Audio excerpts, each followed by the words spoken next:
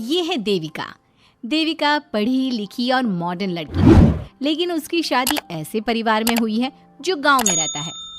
भले ही ये 21वीं सदी है, लेकिन वो तो 18वीं सदी से आगे बढ़ी ही नहीं। आइए जानते हैं, लेकिन देविका की ससुराल वालों की सोच क्या होगा जब शहर की पढ़ी लिखी और मॉडर्न लड़की फंस जाएगी संकीर्ण मानसिकता वाले माहौल में।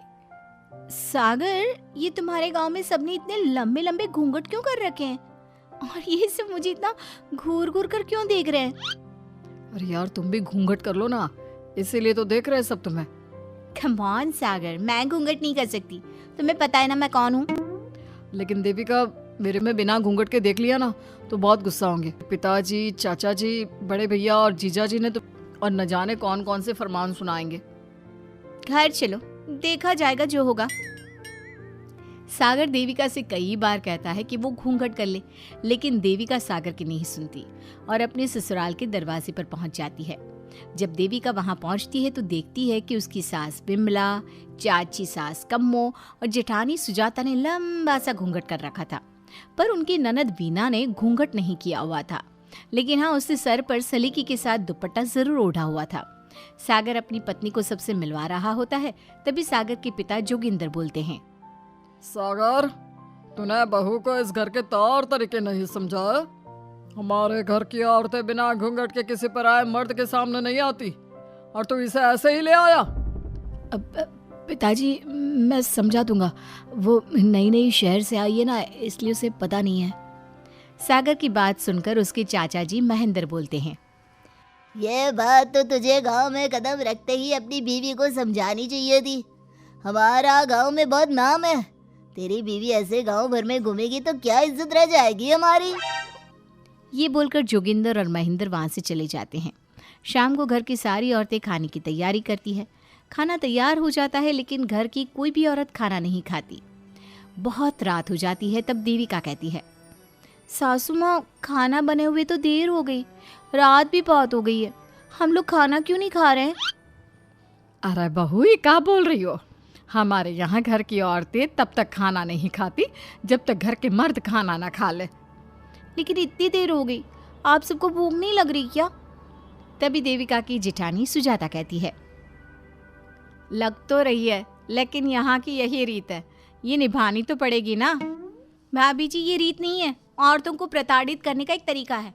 अगर इस घर के आदमी पूरी रात नहीं आए तो पूरी रात खाना नहीं खाओगी क्या?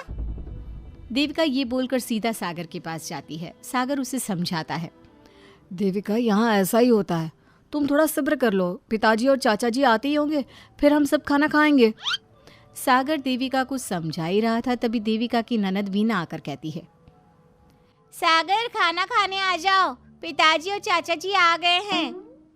चलो देविका, तुम्हारा इंतजार खत्म हुआ। सागर खाने के लिए बैठ जाता है।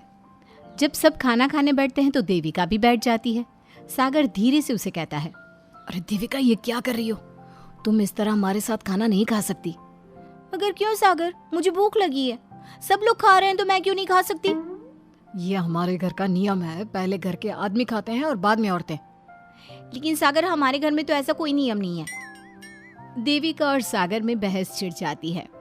तब सागर का बड़ा भाई कहता है, सागर, तेरी बीवी को एक बार में समझ में नहीं आता क्या कि इस घर की औरतें मर्दों के खाना खाने के बाद ही खाना खा सकती है? भैया, मैं देविका को यही समझा रहा था। मुझे तो लग रहा है कि इसके दिमाग में कोई बात ही नहीं बैठती एक बार में। भैया, मेरे दिमाग में बात तब बैठेगी ना जब आपकी बात कोई ढंग की होगी। अरे आखिर क्यों घर की औरतों को आप लोगों की बात खाना मिलेगा? हाँ, अब से पहले घर की किसी औरत ने घर की किसी मर्द से इस लहजे में बात नहीं की थी, इसलिए वो सब देविका की बात सुनकर हैरान रह गए।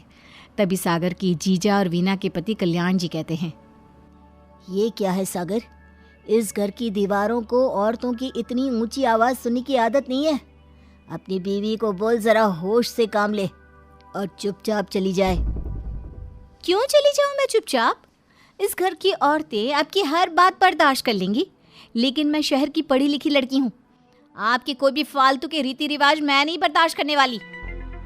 इस तरह देविका ने सारे घर की औरतों के लिए मिसाल पैदा कर दी। जोगिंदर के घर में पहली बार किसी महिला ने विरोध का स्वर उठाया है, ये बात घर के किसी मर्द को बर्दाश्त नहीं हो रही है। तभी जोगिंदर कहता है, महेंद्र, मोहन, इस बेशर्म लड़की को कमरे में बंद कर दो और आज इसे कोई खाना नहीं देगा। अगर किसी ने इसे खाना दिया तो मैं उसे जिंदा नहीं छोड़ूंगा। महेंद्र और मोहन उसे कमरे में बंद कर देते हैं और उसे खाना भी नहीं देते। रात के 3 बज जाते हैं। भूख की वजह से देविका को नींद भी नहीं आती। तभी उसे कुछ महसूस होता है।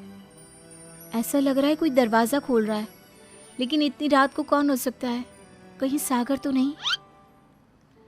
देविका उम्मीद भरी नजरों से दरवाजे की तरफ देखती है, लेकिन दरवाज़ा खोलने वाला सागर नहीं बल्कि विमला और कम्मो है। माँ जी, चाची जी, आप दोनों? बहू, ये ले, हम तेरे लिए खाना लाए हैं, खा ले। और ये बात ना तो किसी को बताना मत कि हमने तुझे खाना दिया है, नहीं तो हमारे मर्द मार मार कर हमारा बुरा हाल कर देंगे। माँ जी, आप यहाँ इतना घुट घुट कर क्यों रहती हो? देविका, अब तू भी इस घर की बहू है, तू भी हमारी तरह रहना सीख ले। इस घर के कायदे कानून अपना ले। इस घर के मर्द तो कभी बदलने वाले हैं नहीं बहू, तो तू ही बदल ले अपने आप को। माँ जी, बदलाव अच्छे के लिए हो तो हमें बदलना चाहिए, बेकार और बेतुकी की बातों का तो विरोध करना चाहिए। दोनों ने देविका को समझाने की कोशिश की, लेकिन देविका ने उल्टा उन्हें ही समझा दिया। इसी तरह एक दिन देविका किसी बात पर जोर जोर से हंस रही थी। तभी देविका की सास विमला ने उसे टोकते हुए कहा, अरे बहू, तू इतनी जोर जोर से क्यों हंस रही है? हमारे घर की औरत इतनी जोर जोर से नहीं हंसती। विमला अपनी बहू को समझा रही थी कि तभी महेंद्र बोलता है, अरे कम्मो, कौन है ये औरत जो बेशर्मों की तरह जोर जोर से हंस रही है? तभी कम्मो और देविका बाहर आ जाती हैं। जी वो मैं हंस रही थी चाचा जी, अब आप लोग हंसने पर भी पाबंदी लगाओगे क्या?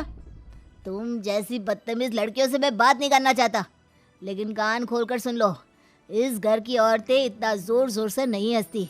और हाँ, तुम्हें पहले ही बता चुके हैं कि इस घर की दीवारों को औरतों की तेज आवाज सुनने की आदत नहीं है। इस घर की दीवारों को आदमियों की ऊंची आवाज सुनने की आदत है, लेकिन औरतों की नहीं। चाचा जी, आपके घर की दीवारें तो बहुत दोगली है। हर पाबंदी औरतों के लिए क्यों चाचा जी? औरतें ये नहीं कर सकती, औरतें वो नहीं कर सकती। औरतें सांस ले सकती है या उस पर भी पाबंदी है? चुप हो जाना बहू, मत बोल और घूंघट कर ले। ये तेरे चाचा ससुर है, थोड़ा तो लिहाज कर। कम्मो के समझाने पर भी देविका चुप नहीं होती।